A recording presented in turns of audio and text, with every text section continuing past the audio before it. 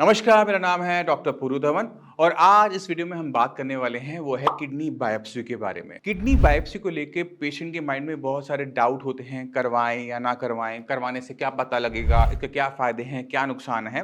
ये बहुत सारी चीज़ें माइंड में चल रही होती हैं, तो उन्हीं को आज हम फिगर आउट करने की कोशिश करेंगे, उन्हीं को सिंप्लीफाई तरीके से समझने की कोशिश करेंगे, जिससे आप अपना मन बना सके किसी भी चीज़ के लिए। तो शुरुआत करते हैं कि किडनी बायोप्सी क्यों करवाई जाती है। तो अपने जिस कमरे में आप बैठे हो ना, उसके चारों तरफ देखो। अगर मैं ये कहूँ कि ये कमरा काला है, हर जगह कालक बिछी हुई है, तो आप क्या सोचोगे?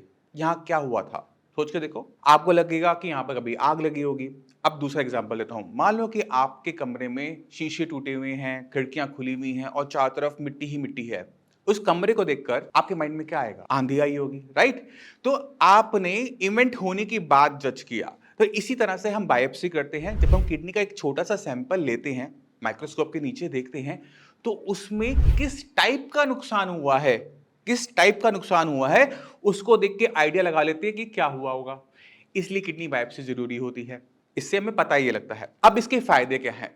मान लो कि आपकी उम्र कम है, 18 साल, 24 साल, 18 से 24 के बीच में मान लो। अब 18 और 24 की जो एज है, तो ये बहुत यंग एज होती है। इसमें ना बीपी होता है, ना शुगर होता है, बट किडनी खराब होती हुई हमें देखने को मिल जाती है। अब डॉक्टर के पास आप जाते हो, डॉक्टर को कहते हो कि डॉक्टर साहब मेरी किडनी खराब हो रही है, मेरा क्रिएटिनिन बढ़ रहा है, मेरा यूरिया बढ़ रहा है, बताओ मेरा कारण क्या है। डॉक्टर चेक करता है, बीपी शुगर तो है नहीं।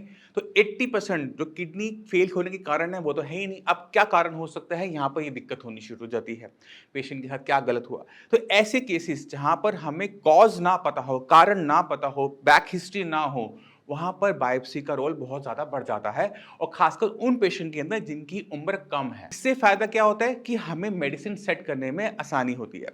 मान लो कि किसी पेशेंट को आईजीए नेफ्रोपैथी है। अब आईजीए नेफ्रोपैथी में क्या होता है कि आईजीए इम्यूनोग्लोबिन ना किडनी के अंदर डिपॉजिट हो जाता है, और जब हम इसे माइक्रोस्कोप के नीचे देखते हैं, स्पेशल इंक डालते हैं, तो वो अलग तरीके से चमकते हैं। तो हमें पता लगेगा क्या कि पेशेंट में आईजीए नेफ्रोपैथी है। अब जब हमें पता है कि आईजीए नेफ्रोपैथी है, तो ऐसे केसेस के अंदर आप स्टेरॉइड का ट्रीटमेंट ले सकते हो, है ना? बट स्टेरॉइड कोई मिठाई तो है नहीं कि हर कोई खा ले। स्टेरॉइड को रखने के लिए कंफर्मेशन चाहिए होती है कि पेशेंट को स्टेरॉइड की जरूरत है, इसीलिए बायोप्सी जरूरी है मेडिसिन को सेट करने के लिए कुछ स्पेशल केसेस के अंदर। ये आपको अब समझ में आना शुरू हो गया होगा। अब हम चलते हैं कि हम बायोप्सी के अंदर किस किस तरह से फिगर आउट करते हैं चीजों के बारे में। पूरी बायोप्सी के अंदर नहीं जाएंगे, जिन्होंने बायोप्सी करवा रखी है उनके लिए ये पार्ट अच्छा रहेगा। तो शुरुआत करते हैं सबसे कॉमन फाइंडिंग से कि जब हम किसी की बायोप्सी करवाते हैं और सबसे कॉमन फाइंडिंग हमें क्या देखने को मिलती है, और वो है एफएसजीएस, फोकल सेगमेंटल ग्लोमेरुलोस्क्लेरोसिस, यानी किडनी के अंदर चीज स्क्लेरोज हो रही है। अब ये क्यों होती है एफएसजीएस? ये उन पेशेंट में देखने को मिलता है जिनकी किडनी बीपी से खराब हो रही है। बीपी पहले कभी बढ़ा, किडनी को नुकसान हुआ, अब बीपी तो ठीक है, बट किडनी के अंदर जो डैमेज है ना, वो बीपी से इनिशिएट हो गया था। अब जब किडनी के अंदर थोड़ा सा डैमेज हो जाता है ना, चाहे बीपी आपका ठीक हो भी जाए, तो भी वो डैमेज है वो बढ़ता चला जाता है, क्योंकि सीकेडी जो भी है वो सेल्फ प्रोग्रेसिव डिसऑर्डर है, यानी अपने आप बढ़ने वाली बीमारी। किडनी को 5% नुकसान हुआ, कोई बात नहीं, आपका क्रिएटिनिन लेवल नहीं बढ़ेगा, बट वो 5% का जो नुकसान है धीरे धीरे धीरे धीरे 30% तक पहुंचेगा। 30% तक भी काफी हद तक क्रिएटिनिन नहीं बढ़ता, बट जैसे वो 30% को क्रॉस करता है कि किडनी को 30% नुकसान हो गया, उसको क्रॉस करता है, तो क्रिएटिनिन की वैल्यूज बढ़नी शुरू हो जाती है, और वहां जाकर आपको पता लगता है कि किडनी के साथ कुछ ना कुछ गलत हो रहा है। तो सबसे बड़ी दिक्कत क्या है कि क्रिएटिनिन के वैल्यूज 30% किडनी डैमेज के बाद ही पता लगते हैं। तो अगर आपने बायोप्सी करवाई है 1.3 पे, तो आप देखेंगे 30-35% के आसपास किडनी के अंदर पार्ट स्क्लेरोस्ड या डैमेज या कुछ इस तरह से डेफिनेशन डली हुई होगी। तो ये तो बात होगी एफएसजीएस की। जिनको एफएसजीएस के बारे में और डीप जानना है, तो एफएसजीएस टॉपिक के ऊपर मैं एक टॉपिक वीडियो बना चुका हूं, आप वहां पर जाकर उसे पूरा क्लियर कर सकते हैं कि एफएसजीएस किस तरह से किडनी को नुकसान पहुंचाता है।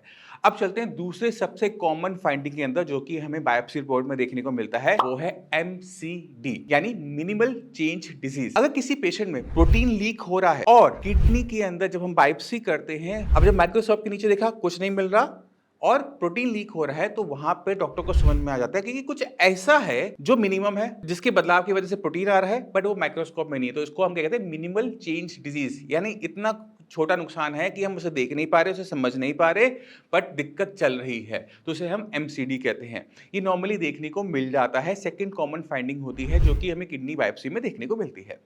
अब चलते हैं इसके बाद, वह है आईजीए नेफ्रोपैथी। आईजीए नेफ्रोपैथी के केसेस बहुत भर-भर कर होते हैं। कारण इसके पीछे किसी को नहीं पता कि किसी की बॉडी में क्यों आईजीए नेफ्रोपैथी शुरू हो जाती है। जेनेटिक डिसऑर्डर नहीं होती, पेरेंट्स में नहीं मिलती, मगर बच्चों में देखने को मिल रही होती है। नहीं, आपके फोरफादर्स में नहीं है, आपके केस में देखने को मिल रही है।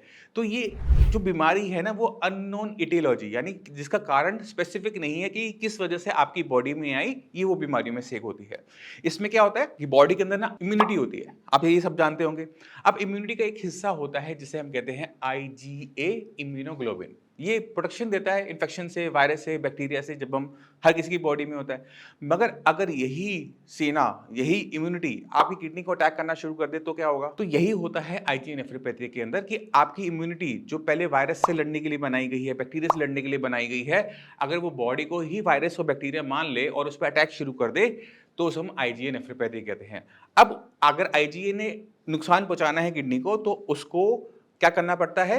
उसे किडनी की बेसमेंट मेम्ब्रेन पे जाके चिपकना पड़ता है, जैसे वो वायरस के साथ करता है, बैक्टीरिया के साथ करता है, कि वो उसके साथ चिपक जाता है और उसको मार देता है। अब वो क्या कर रहा है? अब आईजी नेफ्रोपैथी में क्या हो रहा है कि आईजी इम्यूनोग्लोबिन बेसमेंट मेम्ब्रेन में चिपक जाता है, बैक्टीरिया और वायरस फॉरेन बॉडी समझकर, और उसे मारना शुरू करता है और उसमें पैदा करता है इन्फ्लेमेशन, सूजन। और क्या होता है कि किडनी की जो मेम्ब्रेन है वो खराब होनी शुरू हो जाती है, बेसमेंट मेम्ब्रेन खराब होनी शुरू हो जाती है, नेफ्रॉन्स खराब होने शुरू हो जाते हैं।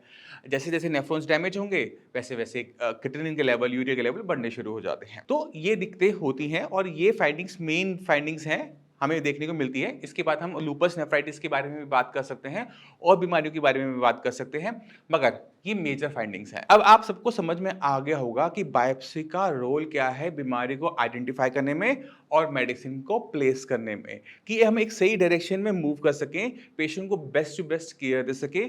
कोई भी सीकीडी की बीमारी फुली क्योर नहीं होती, पूरी ठीक नहीं होती, उसे काफी हद तक मैनेज किया जाता है। जैसे डायबिटीज है, किसी को डायबिटीज हो जाए तो क्या कहा जाता है कि ये बीमारी ठीक तो नहीं होगी, बट इसको हम मैनेज कर देंगे। इसी तरह से जो सीकीडी है वो मैनेजेबल डिसऑर्डर्स में आता है, नॉन क्योरेबल डिसऑर्डर में आता है। ये फुली क्योर नहीं हो सकता। अगर किडनी लेवल आपका मान लो कि 12 था, वो 1 भी आ जाएगा ना, तो भी आप सीकीडी के पेशेंट रह जाते हो, क्योंकि किडनी के अंदर थोड़ा बहुत डैमेज रह जाता है और वो डैमेज धीरे धीरे उम्र के साथ बढ़ता है, और जैसे जैसे वो बढ़ता है तो आगे चलकर फिर किडनी को डैमेज पूरा करके रहता है। तो अच्छा ये होता है कि जितना हो सके अपने आप को बीपी शुगर से बचाओ, क्योंकि अगर बीपी शुगर है तो 80% केसेस तो यहीं से ओरिजिनेट हो रहे हैं, तो चांसेस तो 80% ऐसे ही खत्म हो गए।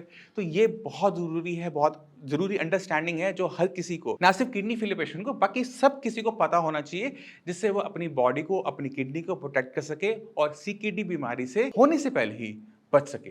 मैं उम्मीद करता हूं इस वीडियो से किडनी बायोप्सी के बारे में आप गहराई से समझ गए होंगे, क्यों जरूरी है, कि कमरा काला तो आग लगी होगी, मिट्टी ज्यादा तो आंधी आई होगी, तो टाइप ऑफ डैमेज से उसका कारण पता लग जाता है और क्या क्या हमें फाइंडिंग देखने को मिलती है बायोप्सी के अंदर। फिर भी कोई डाउट है, कुछ भी पूछना चाहते हो, मैं अवेलेबल हूं और हमारी पूरी टीम अवेलेबल है, मुझसे भी आकर मिल सकते हो। अब इसी के साथ मैं चलने की आगे चाहूंगा। मिलते हैं अगली वीडियो में, तब तक के लिए नमस्कार।